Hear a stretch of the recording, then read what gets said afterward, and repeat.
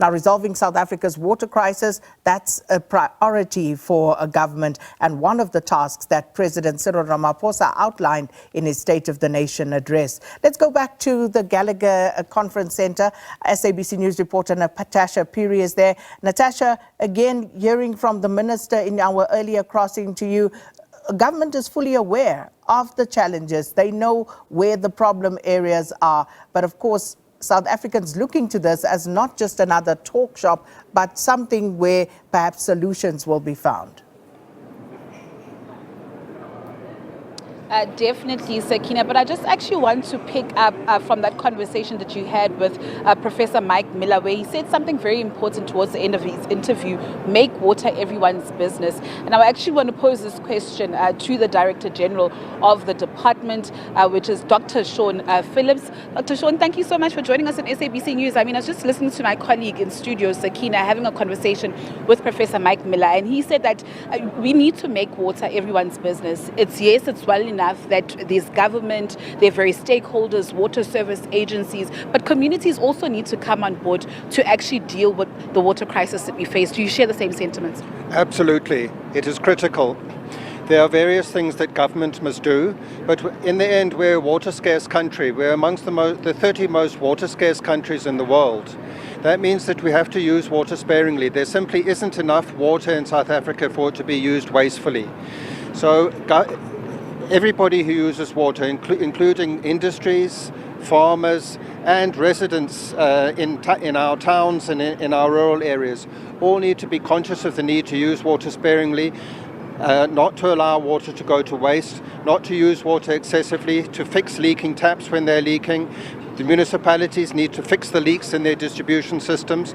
So if we can do all of that, as well as government improving the maintenance and the operation of the water systems, then we will have enough water in South Africa. And talking about using water sparingly, do you think there's enough education amongst various communities? I know that there are water restrictions that were put in place by the department last year to say that maybe from 6 a.m. to 6 p.m. you're not allowed to water your garden. Well, you've asked not to water your garden, but perhaps do it afterwards. Do you think that generally communities are actually taking heed to that call and closing your taps as well? Just simple things like that.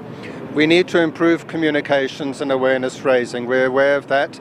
We're learning from the Cape Town experience. When Cape Town faced day zero, they had a very effective communications and awareness campaign, which resulted in the average consumption of water in Cape Town moving way below the international average, and it's been sustained. Cape Town, up till this day, has the lowest average consumption of water per capita of all the cities in the country.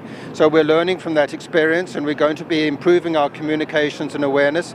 We can't do it alone as government again. We're going to be partnering with civil society leaders and business leaders to increase awareness among all communities in South Africa of the need to use water sparingly. Dr. Phillips, perhaps just also take us through the tangible results that you've seen so far, or tangible progress that's been made from, the resolution of the Water Summit last year in January till now. What could you say, has improved, or what improvements have you seen? We're going to be looking at that during this conference over the next 2 days. It's going to be the main focus.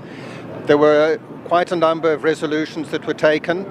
Many of them have been implemented, especially those related to the things that national government needs to do. So, for example, there was a resolution taken that we need to get a process going to ring-fence revenue from the sale of water for the water function. That is now underway. National Treasury is driving that process with the metropolitan municipalities. Almost all of them have approved turnaround strategies, a key element of which is ring-fencing revenue from the sale of water for the water function, so that there can be better maintenance of water infrastructure. Then there were also resolutions that were taken for things that municipalities need to do. For example, that they all need to produce corrective action plans to address the findings of the blue and green drop reports that we did, which showed that the performance of their drinking water and wastewater systems have declined. About 80% of the municipalities have produced those corrective action plans, but we'll also be focusing now on their progress with implementation, and also on how we get the remaining municipalities to also develop and implement corrective action plans. Dr. Phillips, thank you so much for your time. Sakina, of course, that was the Director General of the Department of Water and Sanitation, Dr. Phillips, of course, speaking to us on a number of issues, but also saying that, a collective effort is actually needed from us to ensure that, we actually deal with the water challenges that this country faces. With that said, it's back to you.